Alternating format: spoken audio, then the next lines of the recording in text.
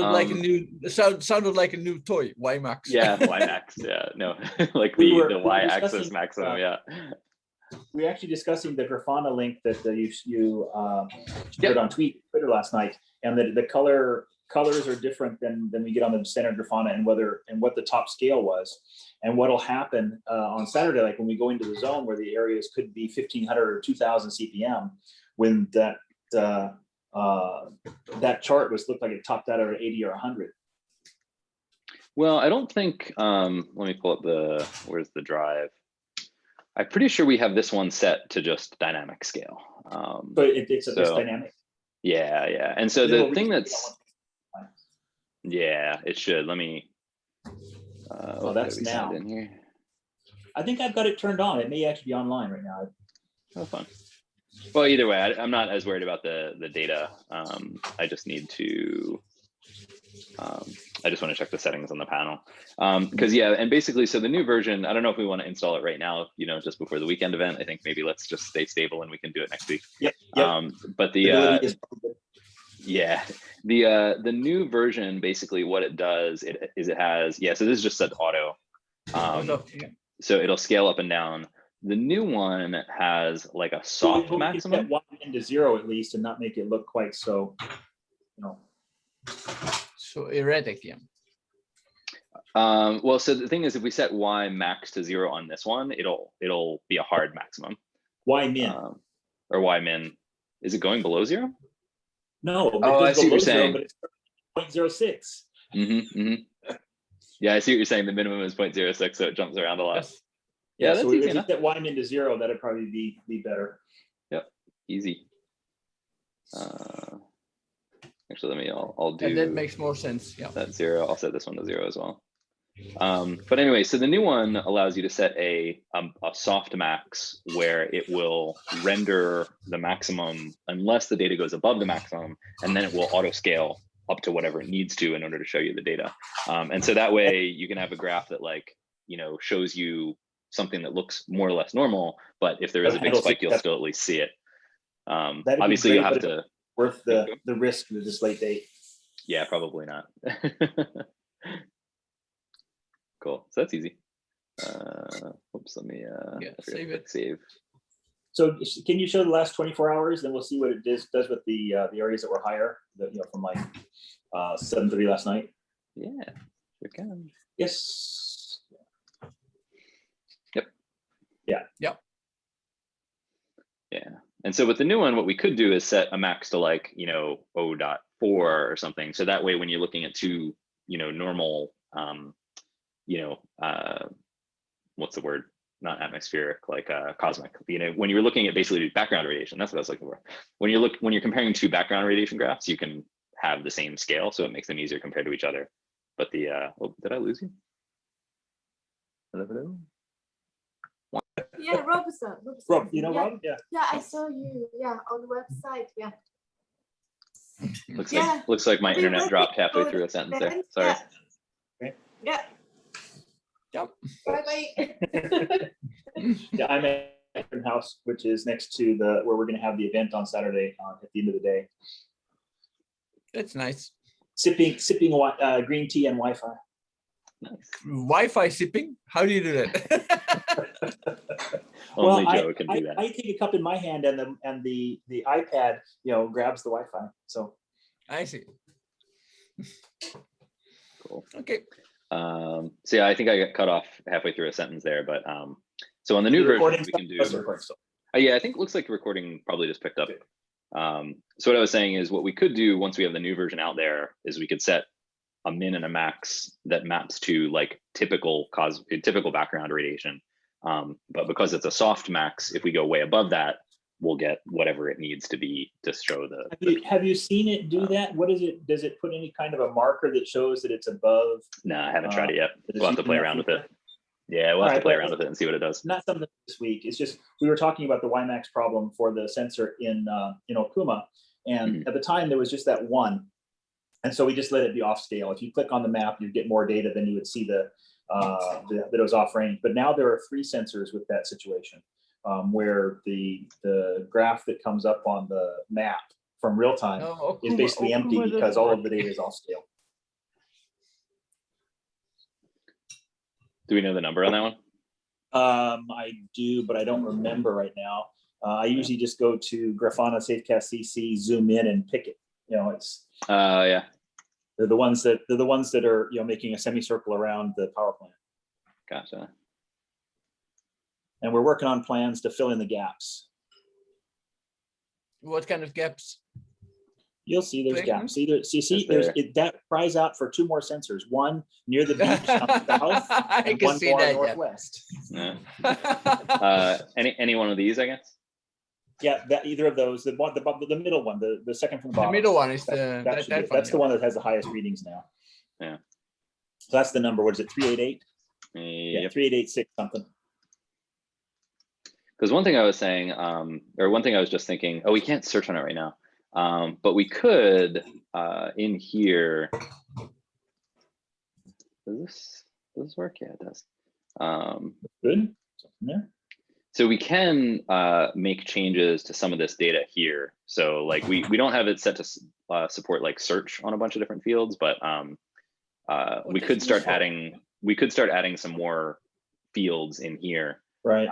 And then add that to search to make things a little easier to find that way. But anyway, so this one.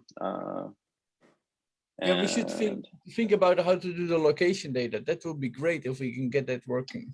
Yeah, Emery was Automatic. playing around with that, and it looks like it might just work. But he Yep. also needs to finish up his current PR first. So I'm trying to get Ato to help him on that. Yeah. So Seeing the custodian being Peter Franken makes me wonder, because that one has essentially been launched into the wild with on its own recognizance, essentially. So we could put a different name on it. So this is the data that we get from TT-serve that we're populating right. here. But we don't. It shouldn't overwrite it. So we should be able to set it to something else in API, and then regardless of what comes in from TT-serve, it should just use whatever's in the API database at that point. Well, Peter's name or my name is adequate, because those ones don't really have. They aren't at a location. Normally the custodian was the owner of the house or whatever it was on that was maintaining it, and the contact we have in case it went offline. But these have been put on utility poles in gray zone areas deliberately. Gotcha. So cool. Yeah, so we could start putting more data on here. The data model is really thin right now. Like it's just like a couple of custodian and last names and things like that. And then Emery was looking at the. Go ahead. Where are we at being able to include a photo? Because each of these should have a photo of the device. Yep, that's right here. Kind of show its situation. Just do whatever you want. We don't have a photo delete feature, so keep that in mind before you upload a photo. Oh, that's important. Well, we will eventually, but you know, it's like this is. I think Ato just did this like a week and a half ago. So, well, so unless somebody puts up a photo of themselves streaking past with sensors, I'm just not gonna. I'm not gonna worry about it.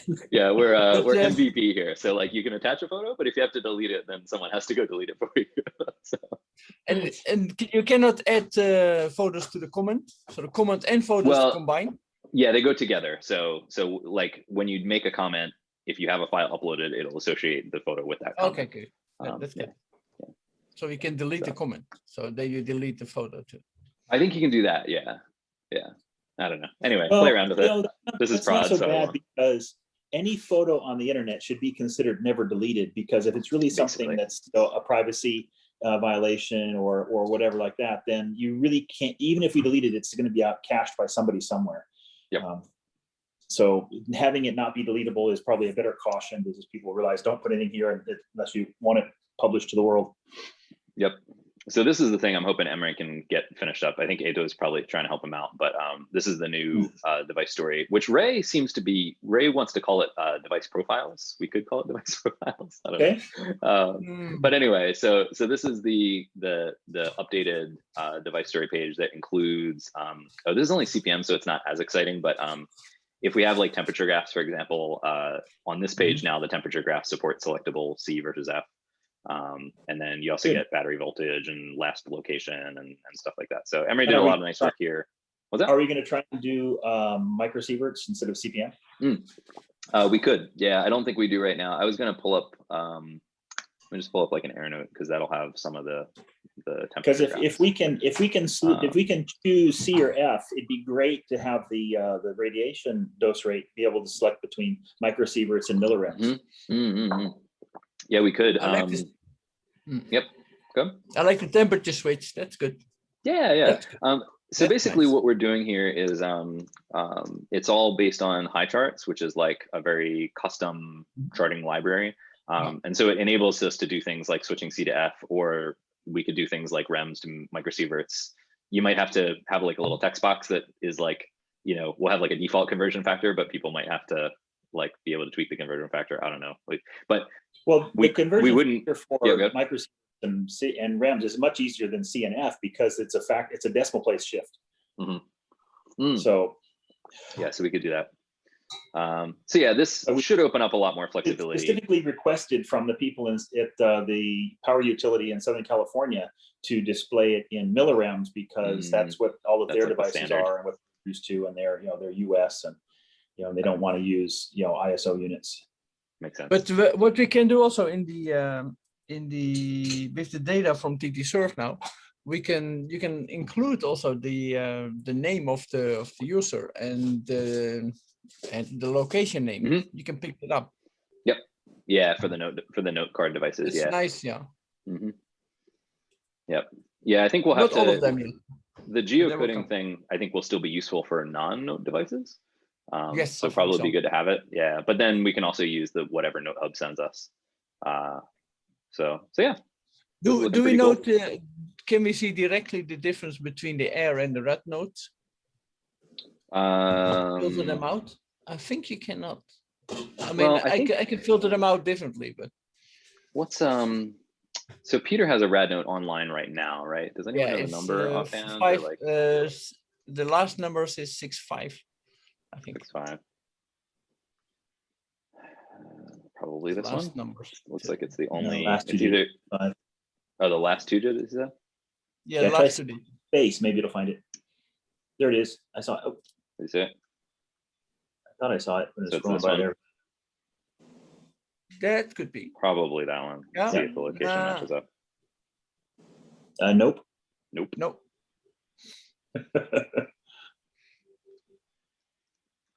Anyway, so what it should be able to do, since the radnote's brand new, I'm not going to guarantee that it knows how to do this, but because this is all built into API, we have a condition in the API code that'll say, oh, this is an airnote, let me display like the airnote version.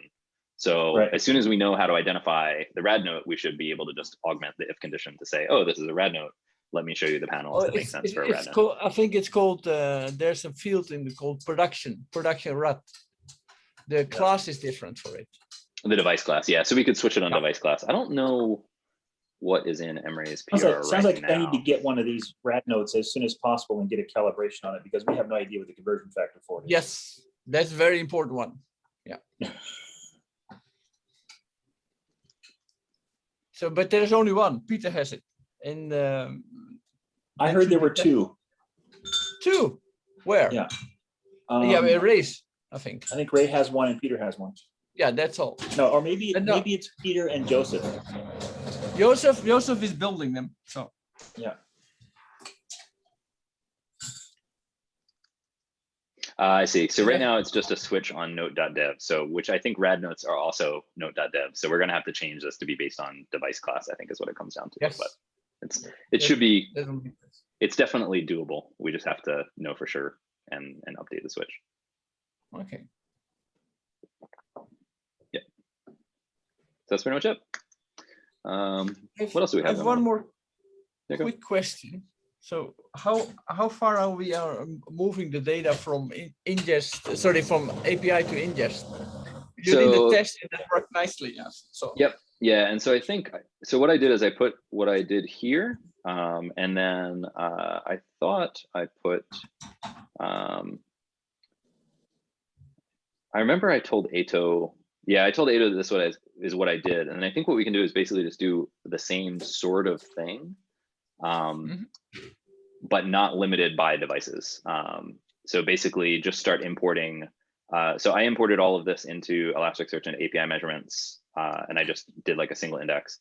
But I think what we could probably do is import all of the data probably in a yearly index pattern, and then put all of that into Elasticsearch so that we can graph it side by side. And then the only thing is we might want to cut it off, I think, at this point, because I'm pretty sure this is when we started doing the double publishing. Yeah. And so like don't do a continual import, but just import everything up until that date. And then that would allow us to assemble this sort of graph, but potentially also other graphs of other devices or whatever. That graph all by itself is great. Even the gaps Yeah, I show think so. where the This sensors is were wonderful. Mhm. Yeah. And that's live. And So which graph is that? Which sensor is that? it's the one that's effectively PointCast 10009. Now, okay, it's so not. that's the one It used to be Ngagi. So you see what I did here is I basically have a couple of queries. So one is for the 19, and it used to be Ngagi 42. And so what I did is I just put a bunch of queries in for all of the possible permutations. Right. And that gave us well, something that's more or less a continuous graph. Step back, it's clearly related because the curves sort of continue. Yep. The second group is a little bit lower than the extended curve of the other ones, but I'm not sure why that is, but probably a little difference in the sensor. Probably a little difference, yeah. And it'd be nice if we had data in here, but I couldn't. We appear to have no data that is anywhere near that particular location. So where was it? Right. So basically, I was trying to limit it to. There should be a big gap this year too, because it was offline from like September till about 2 weeks ago, right? Yeah, if I set this to like now. Yeah, I think I can just type now. You'll see that there was like another gap in that space. There you go. Yep. Yeah, so we had another gap, and now we're back here. So I was limiting it to 1 kilometer from this lat long. So we might have some other data that's like a little bit outside that circle. But I did this just to sort of make sure that I was hopefully seeing data that was pretty close to that area. And I also did it specifically for. I don't think there's anything else that is within a kilometer of there. So yeah, and also since I'm looking specifically for device ID, we wouldn't pick up drives because drives don't get, when drives move into the measurement table, the device ID column doesn't get populated. It's the import. That's perfect because there definitely will be drives in that area every time I visit the sensor. So. Yeah, so we could open this up, but we wouldn't be able to do it based on device ID. But this is another thing that could be kind of cool is actually once we do that import, we would be able to potentially graph drive data as well. The only downside is Grafana doesn't make it like super easy to do geobounds, but I could tell you how to do it. Like, because I know how to, I know the appropriate Elasticsearch query, so I'm pretty sure I could tell Grafana to do that. But there isn't, like, Grafana doesn't have a way where you could just like draw a box and use that, unfortunately. So you basically have to manually, not yet anyway, hopefully it will eventually. Well, but if you just pick one point and say, give it a rectangle centered on that for, with 100-meter bounds, there'd probably be some interesting places, especially the areas that have the highest readings back in 2011 and 12 probably have the, but it won't be continuous like this one because it'll be spots of data. Here's some data, and then a week later there's no data, and then 3 months to the next one, and then maybe 6 months to somebody got there. Yeah, it depends on who's coming through. But yeah, if we did the import, we could import basically everything, like up until that point. And then we could look at, this got me also thinking that probably before too long, we should look at having the upload process also push the uploaded data, or maybe the approval process is what it should be, is like when we do approval, move it in the measurements table and send it ingest. And then so that way we would have that data in both places as well. I would like that. That's a good idea. So we could start doing that as well. This is all very Elasticsearch centric, just as a caveat, but I quite like it. It's fast for doing things like multi-year plots, whereas I have yet to get Postgres to do this sort of stuff in like less than order of minutes. Well, it's like you have some reason to plug Elasticsearch. Yeah. So they pay my bills. On the plus side, I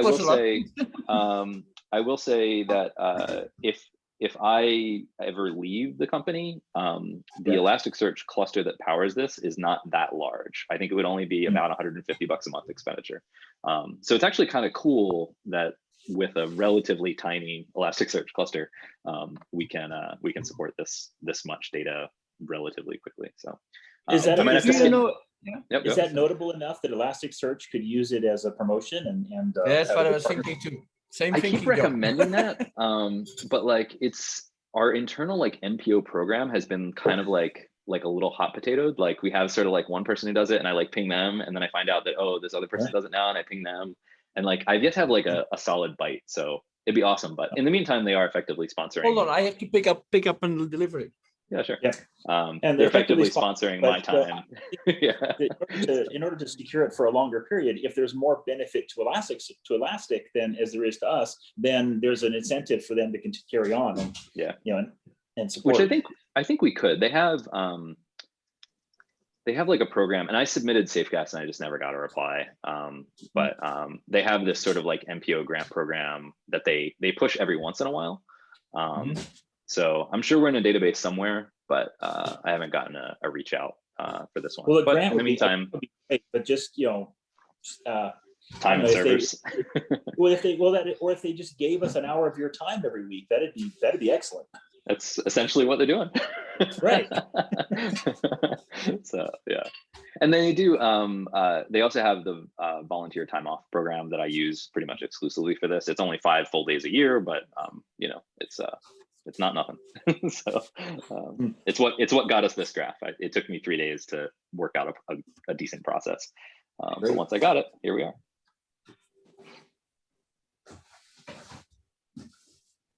Cool. In other news, I guess streaming seems to be going really well. You know, Emery's work is moving forward. Ato fixed the device story import problem, which is why I was able to actually search for your device here. So which is, that's good. Yeah. So which is awesome to have that fixed right before the weekend. So like literally we couldn't do this yesterday. But now we can just search for Joe and there's your cast right there. So that's all fixed up. I would love to get Emery's work on here, but like he's still fighting with some of the code quality stuff. Ato's trying to help him out. It'd be awesome to get like the new maps and have this looking fancy. I can't say for sure if Emery's going to be able to. He's back in Germany now? Yeah, Emery and Ato are sort of both working on it right now. Maybe they can get it buttoned up by Saturday, but we'll see. So yeah. It looks very nice, but it still has some code quality problems that I think we should. It's in our best interest to try to work that out rather than just merge it anyway. We could, but then I'm sure we'll be asking ourselves later what's going on with this code. I feel a little bit bad that I'm headed over to Eyes Japan this afternoon, and I just missed him. I mean, he was there for how long? And it's been the first time I'll be actually physically where he was, and he's already moved back to Europe. And Matt, you're gonna present something on the event? Or? Am I? I don't think so. I don't know. I know it would be nice, no? Yeah. I haven't been asked. I don't think I'm on the list. Now the schedule's all. The schedule's not posted here yet, right? But certainly, Matt, if you join in the Zoom, it'd be very easy to just elevate you to participant, and then you can make a comment or. Especially if somebody has a question that you're the best person to answer. Yes, I think so. And you're on the Zoom, expect Peter to suddenly put you in the spotlight. And cool. Yeah, that's what I was thinking. Like it would be useful to know that. I should be basically around. It's mostly Saturday daytime, right? Yeah. Yeah. So I should be basically around. I might be wrangling kids, but I'll try to keep my phone and a headphone in and kind of listen in and things like that. So maybe. You might get me on the Zoom from my yard or something along those lines, but that'll be fun. That would be so cool. Yeah. It could be fun. Cool. Very exciting. Okay. I think I'm good. All right. I'll get back to my own call. Happily, the pager stayed quiet long enough for us to catch up. Okay, good. Okay. Right. See you in a couple days. Have a good one, everybody. Bye. Okay, bye-bye.